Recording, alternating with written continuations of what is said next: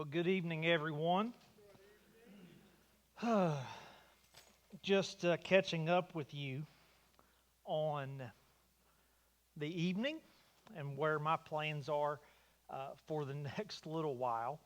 I am slowing down as we go into chapter 2 because I don't want to. The goal here is not to just preach through these chapters.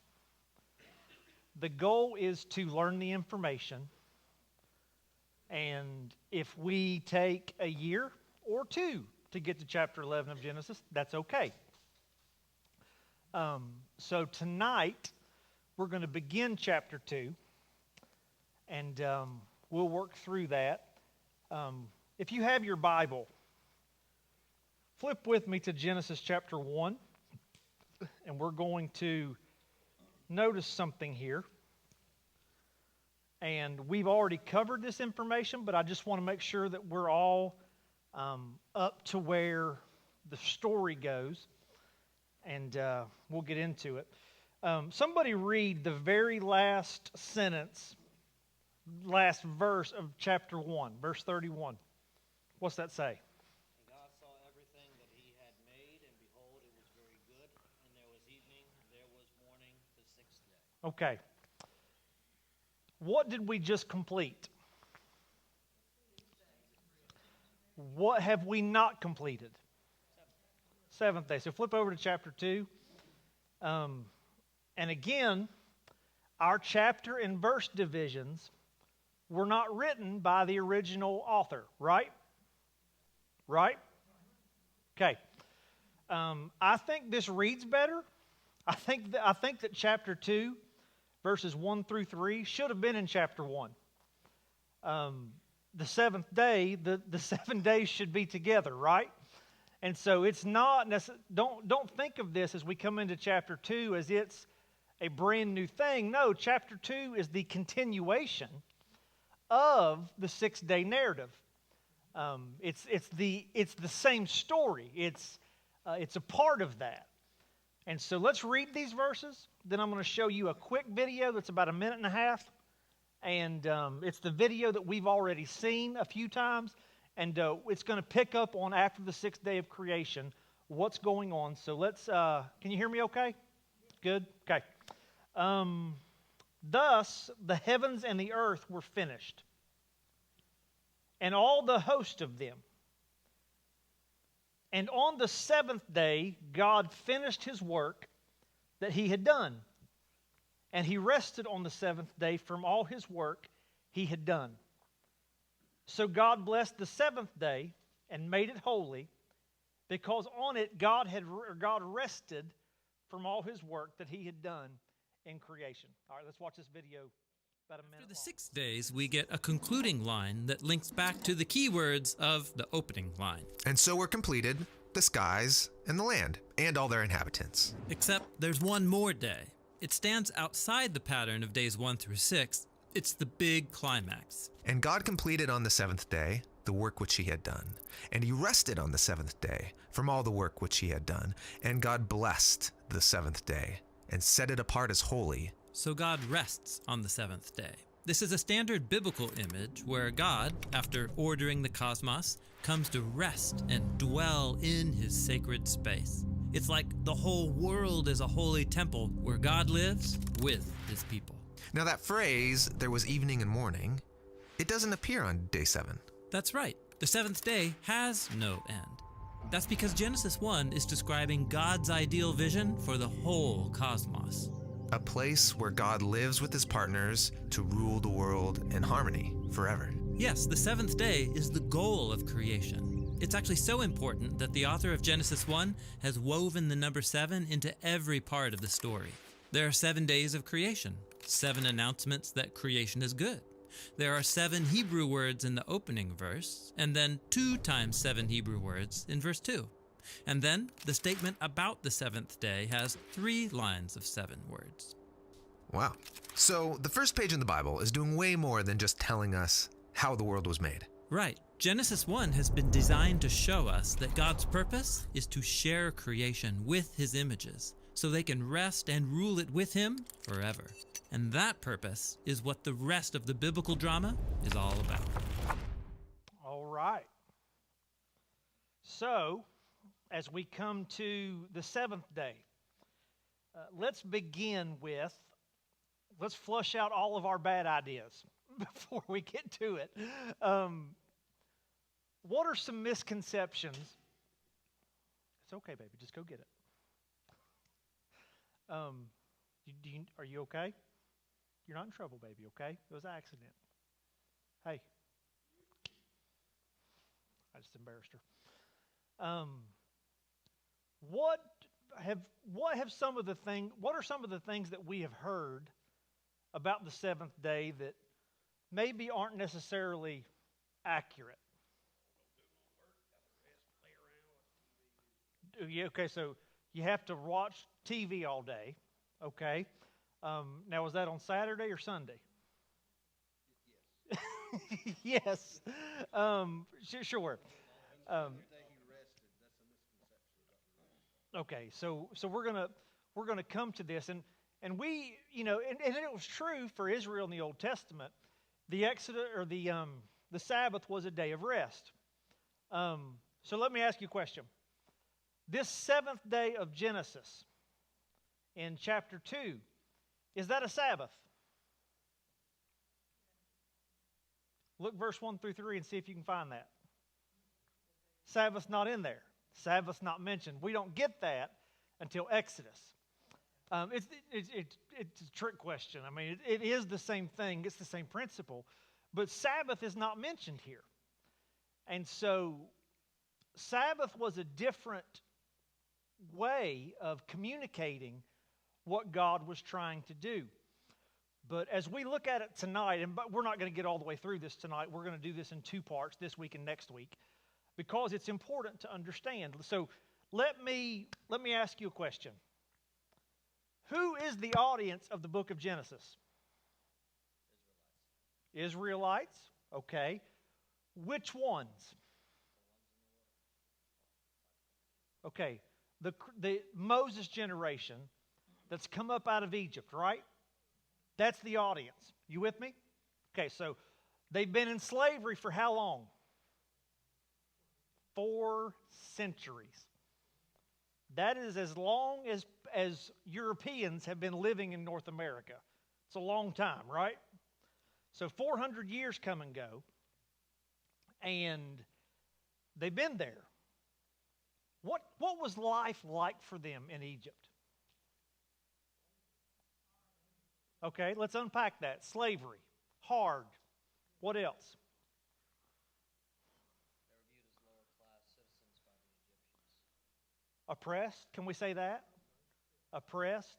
But you got to also take into account over 400 years, that's just a normal way of life, though. Okay, but yeah, it is, but the conditions of Israel in Egypt, it's hot, they're slaves, they've got Pharaoh's boot on their neck, there's oppression.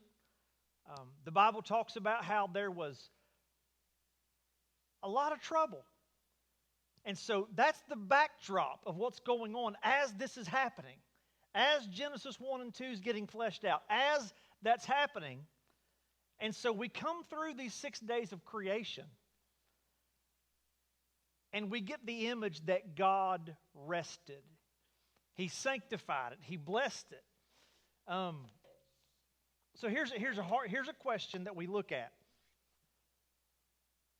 Is this symbolic or literal?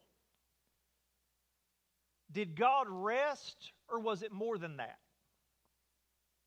Did God get tired and need to sit down for a while? I would say it's symbolic. Okay. So God, okay, here's the thing. God is incapable of being tired, right? He is omnipotent. He is all-powerful. He cannot get tired. He does not go to sleep.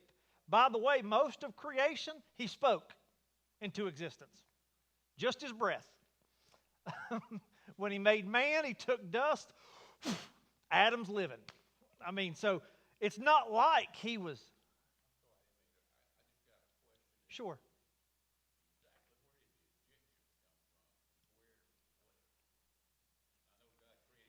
If you... if you go to Genesis 10, the table of nations in chapter 11, after the Tower of Babel, all the nations of the earth were dispersed at that moment, and you can trace that in Genesis 11, I think. It's in there, yeah, all those early earth. But this is a long time before that, where we are. I mean, thousands of years before that. But so conditions in Israel are in Egypt are hard. They're oppressed. They're hot. So back to the question. So God resting. I think a better way to understand the word rest, which rest is what's happening. But if you look it up in Hebrew, it means ceased. It means there's nothing else to do. And so God did not tire. And I think for the people coming up out of Egypt, this was written in a symbolic way to teach people who have had no rest what rest is. Does that make sense? People that have been in slavery. So that's the backdrop of what's going on. So as well, let's look through our text. In the first 6 days, we look a little tense in here tonight. Everybody's like, I'll look back at y'all like that, same way. All right, so as we come through these, the first 6 days, it says there were two things, and then it says it was the first day. It was the second day. What were those things each day? There was evening and there was morning the first day. Evening and morning the second day. Notice when you come to chapter 7, verse 1 through 3, do you see evening and morning? And it was the seventh day? Here's the imagery. And we're going to read, and so we'll come back in a couple weeks. Chapter 2, verses 4 to the end of the chapter describe all that's done. And that's actually done probably in day 6. Day 7 is the end of it, but we'll come back to that. There's nothing else God came to do. And He created the Sabbath, the seventh day. Here's what we need to understand. This is how God intended life to be. His original intent was for creation. Again, remember, let's go back. What's in the very middle of the garden? The tree of life. Who is that representative of? That's God, the source of life Himself. There's the tree of knowledge of good and evil, that tension that humans have to live. Either we're going to pick the presence of God or we're going to pick sin, right? There's that tension. God tells them, Genesis 1:28, the creation mandate. What's He telling them to do? Multiply, be fruitful, have children, and then what are they to do over creation? Subdue or conquer. Rule over it, not it over you. So the way that God is describing this is He had always wanted to live amongst His creation without sin, with the Garden of Eden as this grand temple where He rules and reigns in perfect fellowship with us in His presence, walking with us, living with us, with all of creation as what was going to be man's job to subdue or conquer and to take in Eden what's in here out there. What's out there, remember? Wilderness. What's wilderness representative of? Chaos, disorder. And we are to take the world, Adam and Eve were to take the life of God, the presence of God, into the ends of the earth, right? Are you with me? You still got that face, so let's smile a little bit. A little bit. Let's smile. Or I'll get up and walk out of here mid-sermon. I'll do it. Every 10 years I get one of those. So here's where we are. Take what's in here out there. And the seventh day, there's no evening and there's no morning. What this is a picture of, this is how God always wanted it to be. For us to live in His presence without sin, this perpetual, never-ending Sabbath. Okay, so let's compare. How many of us think about life in heaven forever and ever and ever and ever and ever and ever and ever and then ever and ever and ever and ever? That was the original design of Genesis 1 and 2. That's what God planned. And it's going to be restored to that at some point, but yes, but not yet. So we're there. Let's talk about this. There's two things that God does with the seventh day. Let's look again at verse number 3. So He blesses it and sanctifies it. If you're reading the ESV, it'll say He made it holy. I remember when I was a boy, we would always take jeans and put a cut in them, and then they would be holy jeans, and we'd say, "Look, I'm holy. Look, I'm holy." We'd always do that. But is holy some big spooky word? All it means is God has set something apart for His specific use, right? So that's holy. What about blessed? What would we take? And again, not necessarily as we would think of it, but in Genesis, when God blessed something, what's the idea behind that?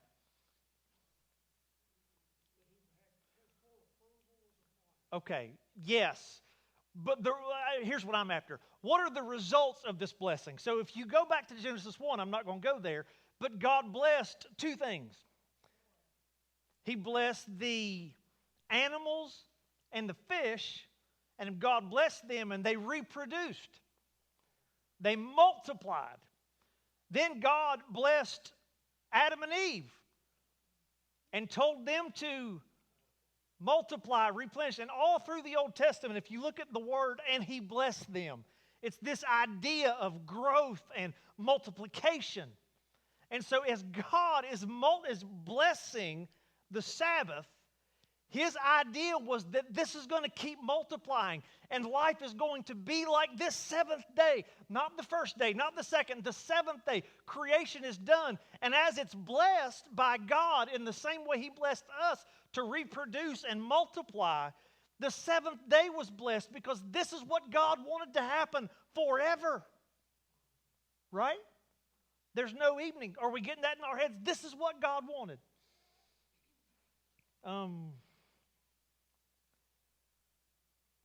So then, life happens.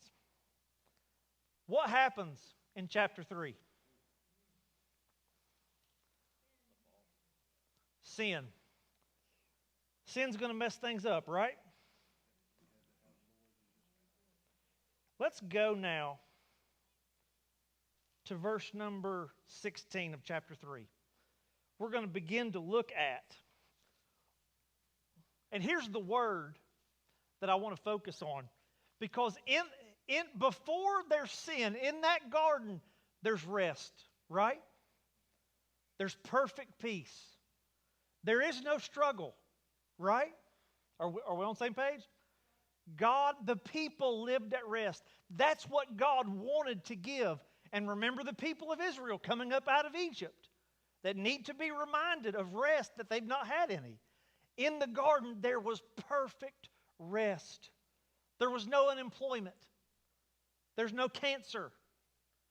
There's no sickness. There's nothing to be tired from, right? Right? You with me? So there's rest. There's not depression. There is perfect peace as the people of God living in His presence. And when God's people chose to sin instead of living in His presence, now, before we go down back to chapter 3, let me ask you a question. Do we have the choice to either live in God's presence or to sin? Yes, but not fully.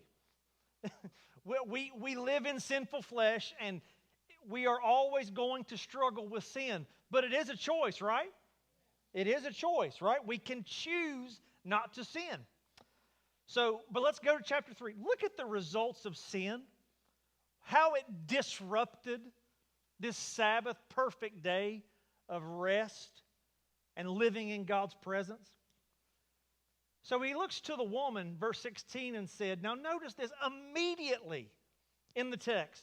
What's the first thing that He says to Eve? Chapter 16. To the woman He said, I will surely multiply your rest, sorrow, or pain. The first result of sin is not just pain, but it's pain multiplied. That's the opposite of rest, right? That's the opposite of rest. And let me ask you a question. Was there pain before sin? Look at verse number 16. I will multiply your pain. Could pain have existed before? That's a tough question. I was studying that earlier. Well, but I will multiply your pain. That you have to look at that. Does that mean it existed before? So if I took my hand and I smashed it with something, would that have hurt? Potentially. Well, if it says I will multiply your pain, it's indicative that pain might have existed before.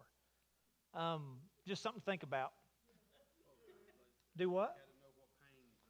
They had to know what pain was in order for it to be multiplied. But nevertheless, pain was multiplied with sin. Are you with me? Then look at the end of verse 16. In pain you shall bring forth children.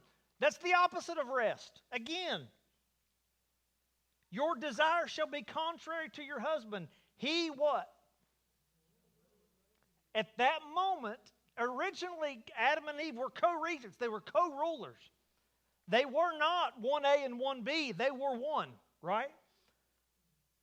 And with sin created the power differential between men and women.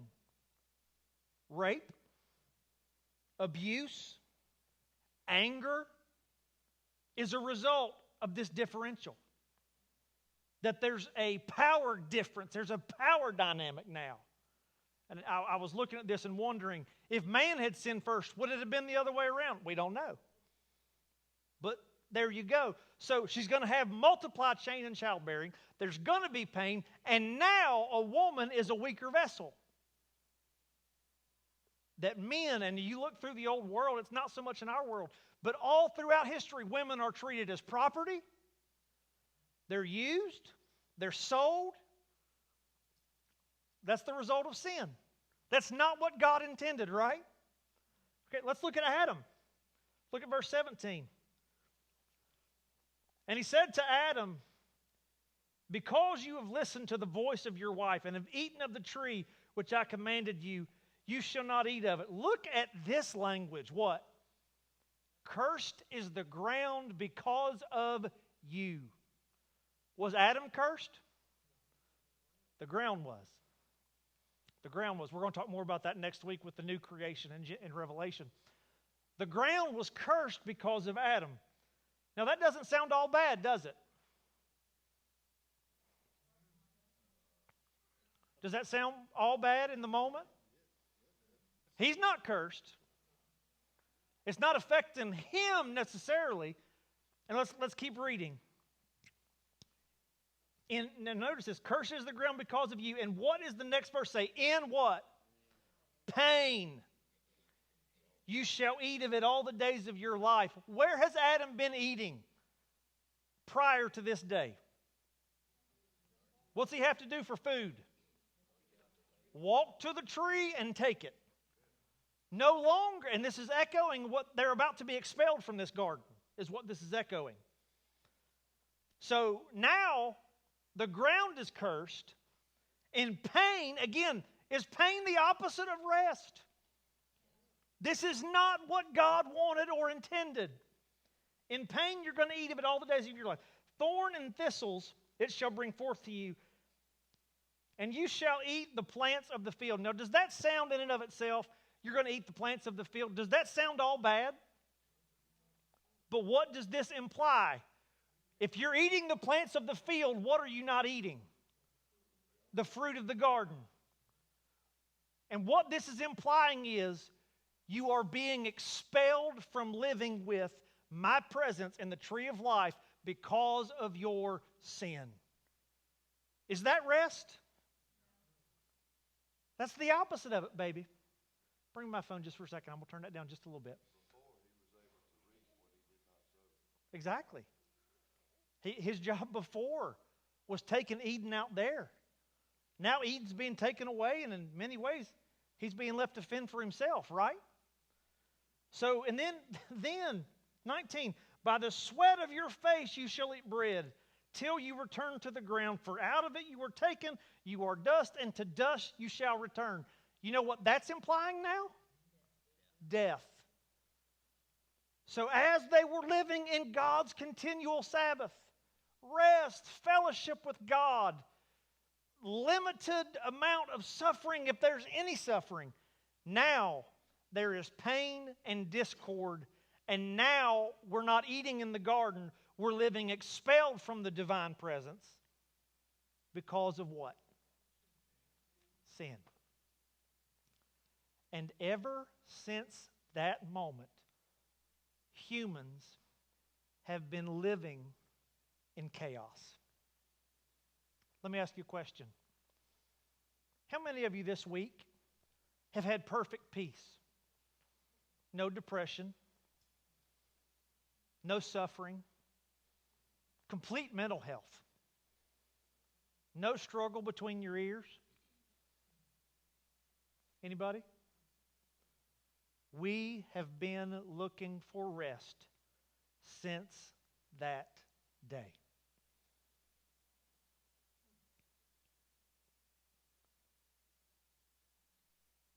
Sin is damaging. And we have been looking for rest. We're going to get to this next week. Matthew 11, Jesus says, "Come unto me, all you that labor and are heavy laden, and I will give you" what? Let's answer this question. Rest for what? Your souls. The Jewish people, what were they looking for in a Messiah? Okay, an earthly king, but let's what result are they looking for? An earthly king to deal with Rome, but what would that provide them? And look at what we've been talking about all night. Rest. To get Rome's boot off their neck. They were after rest, weren't they? Jesus offered them rest. For their what? I will give you rest for your... They were wanting rest politically, physically. Jesus was offering rest, but it wasn't the kind they were looking for. We're going to dig into that next week. Everything became complicated. Did things get better from chapter 3? Flip the page, chapter 4. Let's flip the page. Two brothers.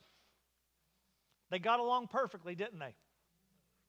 Again, notice the theme sin brings. And by the way, what happens when they sin? Where do they get thrown to? They're kicked out of the garden. No longer is God footing the bill for this. Right? They're living, so there's pain in childbirth, there's pain in the ground which is cursed. The ground has been cursed. There's pain, and ultimately the worst thing about sin was the separation from God, right? God is still going to appear to people, but God's divine presence is not going to live amongst a group of people until the end of Exodus when He moves in the tabernacle. Thousands of years from now. The worst thing about sin was that separation from the garden. So now let's go to Genesis 4 and let's look at some of these things today. And Adam knew his wife, and she conceived and bore Cain, saying, "And I have gotten a man with the help of the Lord." And again she bore his brother Abel. The end of verse 2 is going to make an important distinction here. Yeah, babe.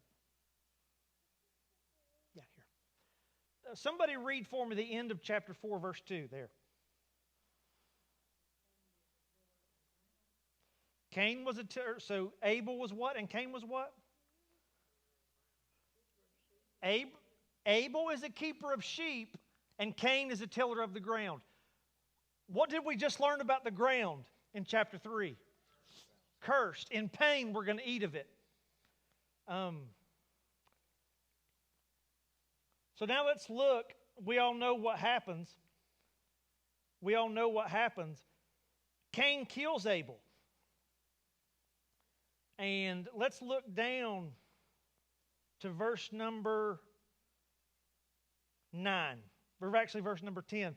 The Lord is talking to Cain. And Cain is not being forthcoming about his murder of his brother. Somebody read verse 10 for me.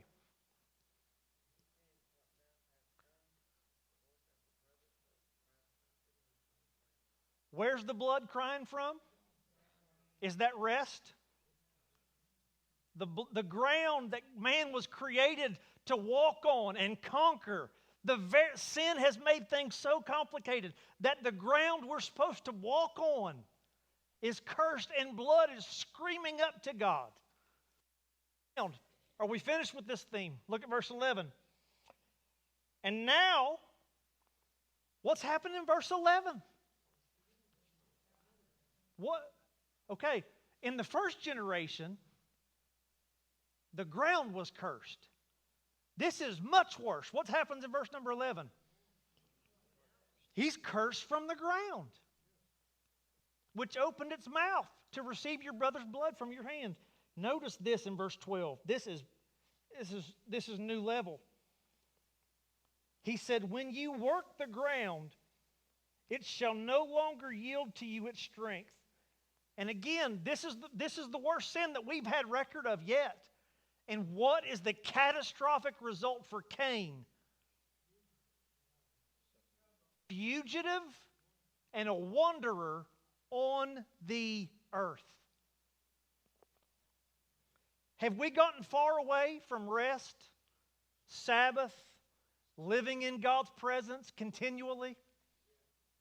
Things are spiraling out of control. And remember, in the backdrop, the Israelites are coming out of Egypt.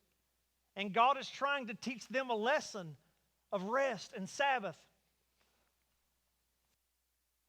I'm not going to cover this all specifically, but we come to a man named Abraham in Genesis chapter 12. And God plans to use Abraham to make all things right. And oddly enough, the Bible's going to say that God blesses Abraham. What does blessing mean? Multiply, go, abundantly multiply. And God is going to take Abraham and bless him the same way he blessed Adam. And so here's the question now. Has God's will changed? The goal was in Eden, take what's in here out there. Remember that? All the chaos of the earth, take it out there. Is that still possible? But there's sin, right? We're going there. So he tells Abraham. And Abraham now begins a flock, and God blesses him and says, you're going to have children like the sand on the sea, like the stars in the sky. And if Abraham lived in our day, we'd probably say, I'm going to bless you as many Jeep Wranglers as there are on the road. I'm going to bless you like as many. That's the idea. He said, I'm going to bless you. And the people of God, finally in Exodus, we're going to flip to Exodus 16. This is probably where I'm going to finish for the night. Exodus 16, and then I'm going to try to leave some time for us to really focus on this in our own life, what it means. Go to verse 23. This is the first time we see the word Sabbath in the Bible. Do what? 16. Exodus 16 and verse number 23. I'm sorry, dear. Exodus chapter 16. Yes, ma'am. This is the first time we see Sabbath in the Bible. And remember, what's God trying to teach the people of Israel at this point? Rest. And ultimately, God wants to use Israel to do what? Well, yeah, exactly. God wants to use Israel to be what Adam was supposed to be. And He wants to ultimately bring them through the tabernacle and the temple and the divine presence to live in the Ark of the Covenant, just like it did at the Tree of Life. And when we get into this in 2 weeks, to how Eden was a temple compared to the tabernacle, compared to the temple, compared to the New Jerusalem, like you're going to see these things pop off the page. God's plan, and for them to reclaim the nations. Now again, we didn't succeed that way, but He's coming to Israel. And notice the things that we see when we start talking about this Sabbath day. Watch this. This is what the Lord has commanded. Tomorrow is a day of solemn rest. That's Genesis 2, right? Hello? Remember Genesis 2? God rested. He blessed it. He made it holy. He said a solemn rest, a holy what? Sabbath to the Lord. So the elements of Genesis 2, of the Sabbath being holy and rest, are present when we see this here. Does that make sense? And ultimately, what God is telling them, immediately, I want you to start holding a Sabbath day. Because this Sabbath day, and we need to grab this, this Sabbath day, when we have it, it represents what I want life to be like when we get to the promised land. Baby, I need you to turn that down, okay? You me to do it? Come here. This Sabbath, when you celebrate it, yes, there is a day that you do no work. Yes, there is a day that you rest and you get to catch that. But again, let's go back to Genesis. Did God rest because He needed to, or was it symbolic? It's symbolic, and God is saying to the nation of Israel, just like the Sabbath in Genesis represented this perfect, unending Sabbath rest where we live in fellowship and we live in harmony, that's what I want for you when we get to the promised land. And that's what God had planned for them. You see why God was real serious about that Sabbath? A man picked up sticks and he lost his life for it. It was bigger than God being some angry dictator. He wanted the people's minds every 7 days to be recalibrated around what He desired for them. Just like Adam was to take Eden out, you're going to take my presence to the whole world. Next week we're going to pick up, but here's what I want to get at tonight. You and I, on this side of the cross, Israel failed, by the way. And the church was born in the book of Acts. What did Jesus tell us to do? Okay. Where are we supposed to go to? Do you see God's will being repeated through the pattern? Adam was to take Eden out. Israel was to reclaim the nations. Israel failed. Now the church has been given and the kingdom, that's what we are. We're the continuation of that thought. The narrative of Scripture from one end to the other is for God's people to be at rest and represent that blessedness, that eternal union with God. That's what we're supposed to be living in right now as His people. Remember when I asked you a little bit ago how many people were living at perfect rest and at perfect peace every day this week? Let me ask you a question.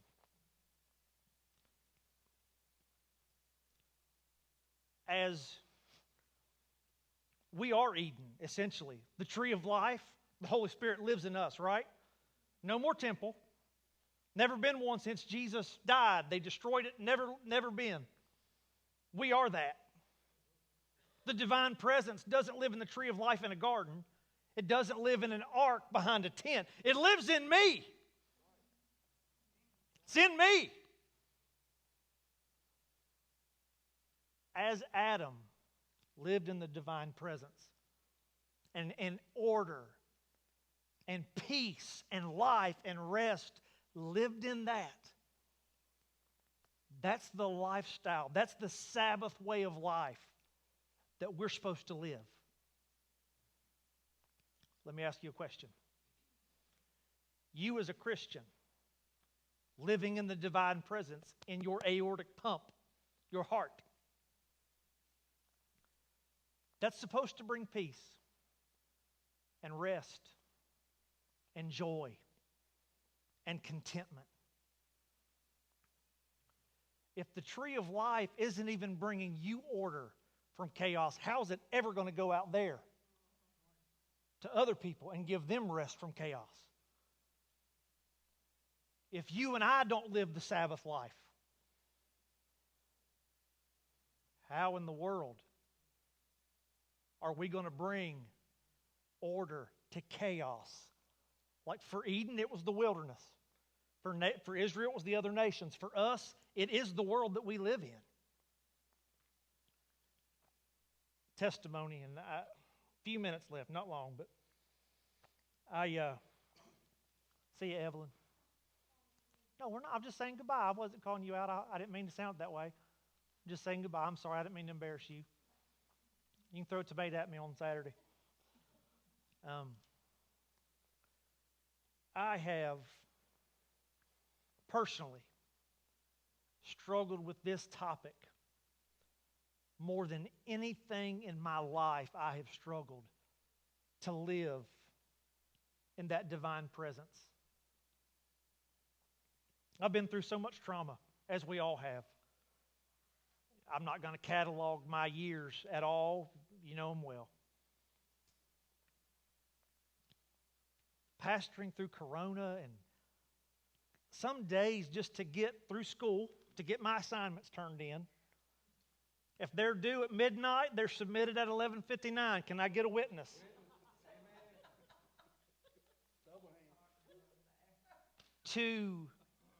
But what's that represent? Order or chaos? Getting my sermons planned ahead more than 4 days before. Getting my Wednesday nights. I've struggled so badly since divorce to represent Eden, order, peace, fellowship. Today, and I think the essence for how do we do Sabbath, just like Sabbath represents time for Israel, just like they set a day aside each week to be reminded and recalibrated of their purpose. You and I have to set aside time to live in the divine presence and meditate in it in order to really get the effect of it, right? You have to set time aside. That's what the Sabbath was. It was just like the tithe. It's better preaching than I'm doing right now. Just like the tithe is, I'm setting aside a part and giving it back to God to trust that He'll, God's better with 90% than I am with 100. The Sabbath element, just like I'm setting aside my first fruits financially, the Sabbath is I'm giving God my first fruits of my time. I'm trusting that if I spend an hour in His presence this day, He'll make the 23 count just like He gives the 90 to count when I'm tithing. Right? Does that make sense? That's what Sabbath lifestyle is about, creating space in your calendar. And I dare say, I'm the world's worst about this. I'll come to work. Cindy, say amen. And I'll try to get and It's better for me not to just spend time with God working on schoolwork or preaching material, but to spend God in His Word for me, not for anybody else, just for me. And I'm so guilty of going right into assignments. Lord, I'm in the Bible for preaching. Lord, I'm in the Word. There's something that I do that works for me, that recalibrates me, just like the Sabbath did for Israel. For me, it's journaling. And when I journal, I'm praying to God. That's what I'm doing. I'm just doing it with ink and paper, not this way. Getting ready for this sermon, I was like, how in God's name am I going to come in here and tell you to live a Sabbath lifestyle when my mind is always chaotic like it is? And I sat down and journaled for about an hour with a 5-year-old. So it probably would have taken 40 minutes without the 5-year-old.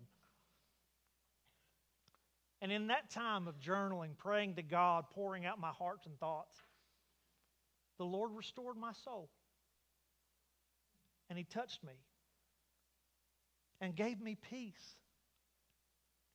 How you and I do Sabbath is we set aside time regularly, not an hour this week or 2 hours in 3 weeks, daily.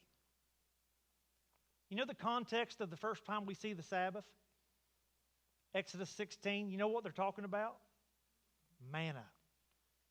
What did God tell them to do every day?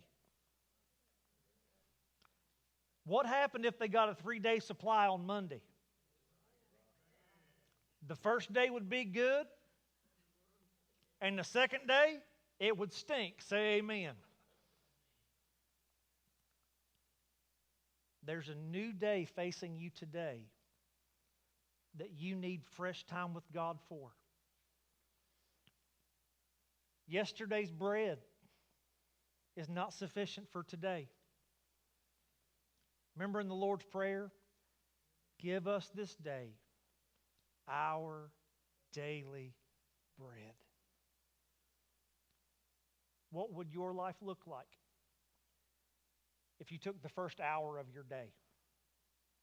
Turn your phone off. Turn Fox News off.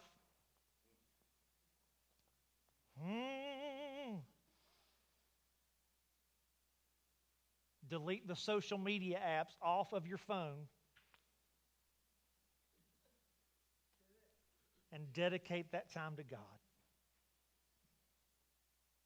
Our lives would be much more calibrated. We're supposed to bring order to chaos, right? We have to spend time with the ordered one and that design. We're going to show a quick video. The number 7 is a big deal in the Bible. Yeah, in biblical Hebrew, the word 7 is connected to the idea of fullness or completeness. And that's something we all long for, but don't often experience. Instead, we find ourselves working endlessly, fighting back chaos with no real rest. Yes. Now keep all that in mind as we turn to Genesis 1 in the Bible. It begins with darkness and disorder, but then God speaks to bring about light and order so that life can flourish. And this happens over the course of 6 days. Each day is marked with the phrase, there was evening and there was morning. But on the 7th day, something special happens. God stops and rests. Right. Creation is brought to its completion on the 7th day. And that phrase, there was evening and there was morning, it doesn't appear on day 7. It's like a day with no end. On the 7th day, God's presence fills His creation. The land provides for all of God's creatures, including humans, who are appointed to rule the world with God forever. Kings and queens of the 7th day rest. I can get into that.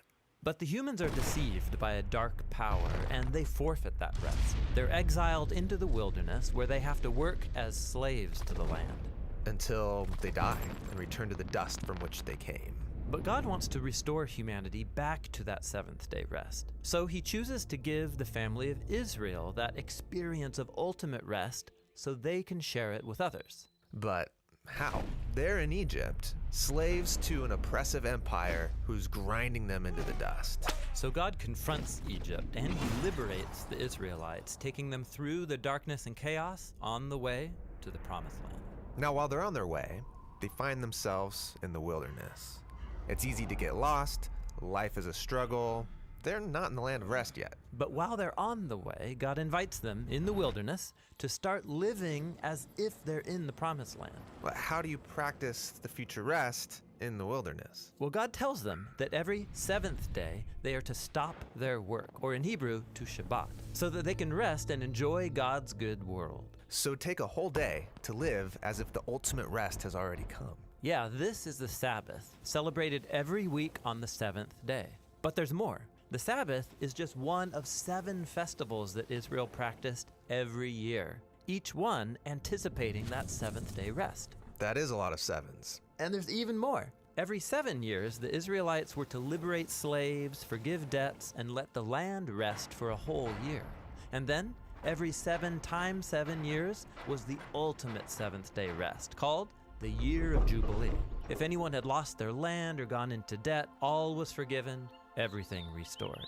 Wow, so the Sabbath, these feasts, the Year of Jubilee, it's all pointing towards the hope of future rest. Right. Now, when the Israelites went into the land, they forgot their God, and so they forfeited their chance for rest in the promised land. They're exiled and enslaved again by an oppressive nation, led back into a world of chaos and disorder. But Israel's prophets said that their exile would end one day, and that the ultimate jubilee of freedom and rest would come, but generations go by, and they're still waiting. It's at this dark point in the story that Jesus appears, and he launches his public mission on a Sabbath day. Yeah, he read aloud from the scroll of Isaiah, saying that it was time for all captives and slaves to be released because this was the year of the Lord's favor. What did he mean, this is the year of the Lord's favor? He was talking about the ultimate jubilee. Also, Jesus is claiming that seventh-day rest would come through him. Right, he said that he was the Lord of the Sabbath, and he confronted disorder and darkness in all of its forms, liberating people from sickness, sin, even from death itself. Yet, Jesus was killed, so even his work was undone. Well, it seemed that way. But notice, Jesus timed his death to take place at the end of the week. His body rested in a tomb during the Sabbath, and on the 8th day, he rose from the dead. Oh wait, the 8th day? You mean the first day of a new week? Exactly. Jesus' resurrection was like the first day of a new creation, where God's light and life broke into the darkness. So because of the resurrection, we have hope in God's promise of future rest. But we're not there yet. It's like we're still in the wilderness, where we experience struggle and pain. But as we journey towards that ultimate seventh day, Jesus invites us to experience a taste of real rest now by following him. Or in his words, "Come to me, all you who are weary and burdened, and I will give you rest."